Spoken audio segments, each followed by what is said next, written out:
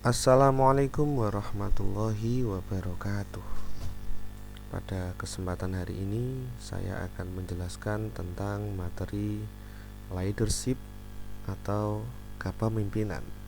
Semoga materi ini nanti bermanfaat untuk teman-teman, khususnya bagi teman-teman yang sedang menjadi guru, tutor, atau pemateri yang berkaitan dengan materi kepemimpinan atau leadership. Yang pertama, penting gak sih kepemimpinan itu? Apa sih leadership itu?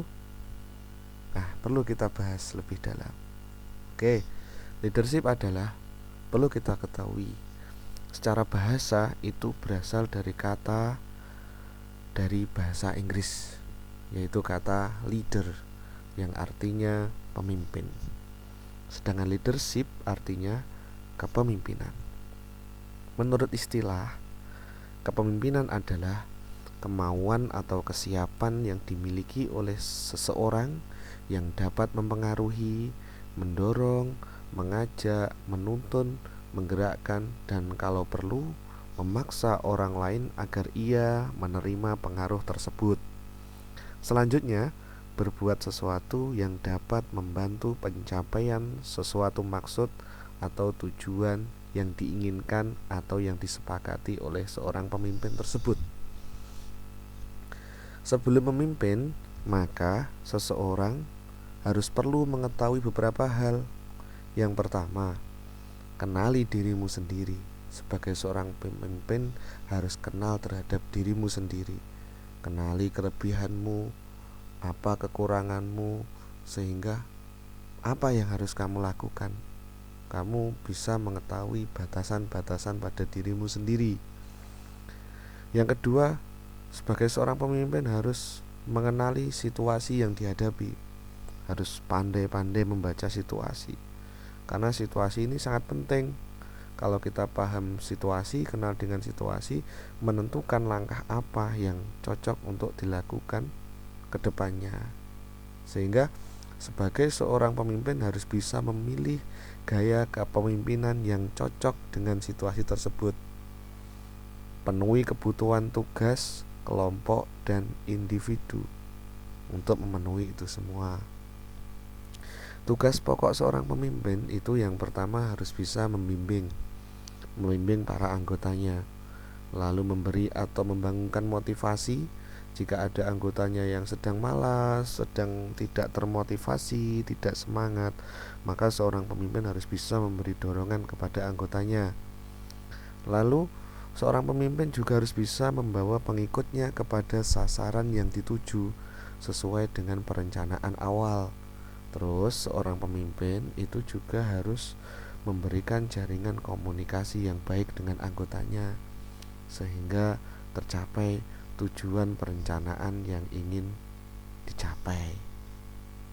Fungsi pokok pemimpin yang pertama harus memiliki perencanaan. Setelah dia merencanakan konsepnya seperti apa, lalu dilaksanakan konsep itu.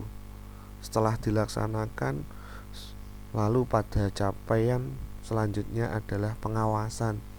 Harus bisa mengawasi situasi dan kondisi dalam pelaksanaan tersebut. Apakah ada kendala atau tidak di luar perencanaan tadi.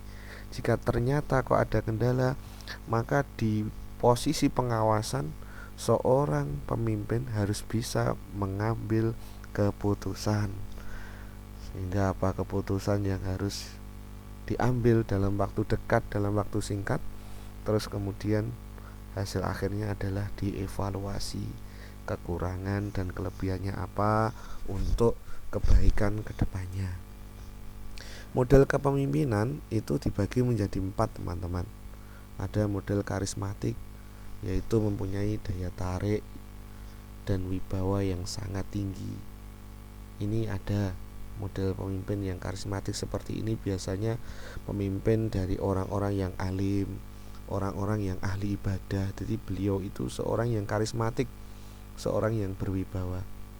Tapi juga ada pemimpin itu yang otoriter, tidak dapat menerima kritik dan saran dari anggota. Jadi tidak mau tahu apa yang terjadi di dalam anggota. Dia hanya memikirkan tujuannya saja. Dia hanya memikirkan keberhasilannya saja. Tapi dia tidak menerima kritik dan saran masalah-masalah dari anggotanya yang dia hadapi. Itu pemimpin yang otoriter. Kemudian ada juga pemimpin yang liberal. Liberal tidak mau tahu dengan persoalan anggotanya dan membiarkannya. Terserah mau anggotanya mau seperti apa, nggak mau tahu. Ini otoriter dan liberal ini menjadi satu ini. Tidak menerima kritik dan saran, plus kalau liberal tidak mau tahu dengan persoalan anggotanya dan membiarkannya. Tapi ada juga pemimpin yang demokratis, yaitu kekuasaan sepenuhnya berdasarkan anggota atau musyawarah. Jadi lebih mengedepankan musyawarah keputusan bersama, karena terkadang kepemimpinan yang demokratis seperti ini mengedepankan musyawarah itu supaya untuk mengantisipasi kekurangan, mengantisipasi supaya lebih banyak berhasilnya, karena mengedepankan asas musyawarah kerjasama, kekompakan. Kalau gaya kepemimpinan Ki Hajar Dewantara itu ada 3 teman-teman. Ini mungkin bisa dijadikan motivasi untuk kita. Yang pertama, Engarso Sung Turodo. Pemimpin yang baik itu apabila di depan dia itu memberi contoh, tidak hanya memerintah saja, bukan, tapi juga memberi contoh bagaimana baiknya, bagaimana sikap menjadi seorang pemimpin, bagaimana tanggung jawabnya dan lain sebagainya. Yang kedua, Ing Madya Mangun Karso. Apabila berada di tengah, seorang pemimpin itu harus mampu membangkitkan semangat anggotanya. Terus yang terakhir, Tutwuri Handayani. Apabila di belakang, mampu memberikan support atau motivasi kepada anggotanya. Jadi anggotanya biar lebih semangat, didorong oleh seorang pemimpin. Sifat seorang pemimpin itu harus menanamkan beberapa sifat tersebut. Yang pertama, niatnya harus berhikmah kepada Allah Subhanahu wa taala dan organisasi. Karena jika di dalam ajaran agama Islam, segala sesuatu kan harus bergantung dengan niat, tergantung niatnya ya. Innamal a'malu binniyati wa innamal likulli imri'in ma nawa, itu ya.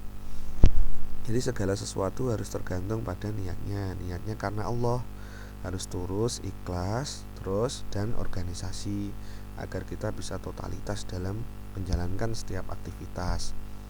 Terus seorang pemimpin harus memiliki sifat adil, setia dan ikhlas berkorban, serta pantang menyerah itu harus ada, ditanamkan di dalam jiwanya. Yang ketiga, penuh energi dan inisiatif, juga gemar beraktivitas, tidak boleh malas, tidak mudah emosional, simpatik, sopan dan fleksibel, itu juga harus tertanam pada jiwa seorang pemimpin. Karena pemimpin yang emosional nanti cenderung kepada pemimpin yang otoriter tadi. Jadi pemimpin juga harus simpatik, jangan sampai liberal tadi ya, tidak mau tahu dengan keadaan anggotanya, kesulitannya anggotanya seperti apa, jangan.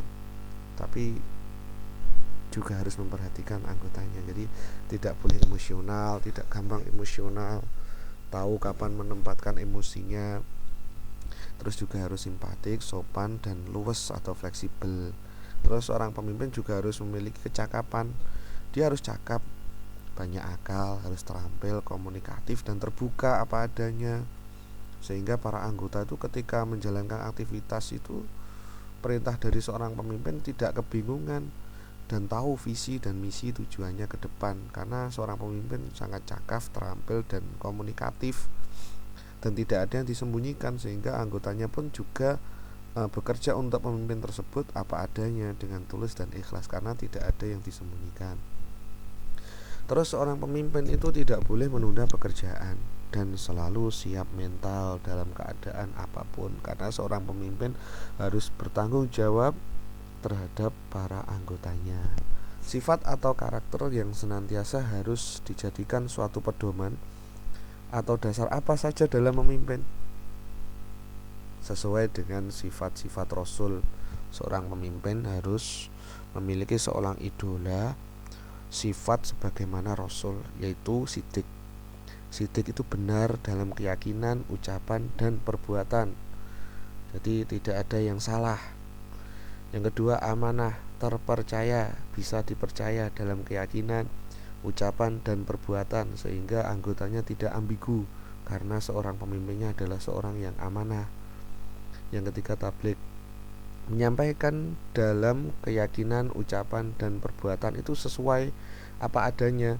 Jadi antara yang disampaikan seorang pemimpin, tujuannya seorang pemimpin itu selaras dengan yang diterima oleh para anggotanya.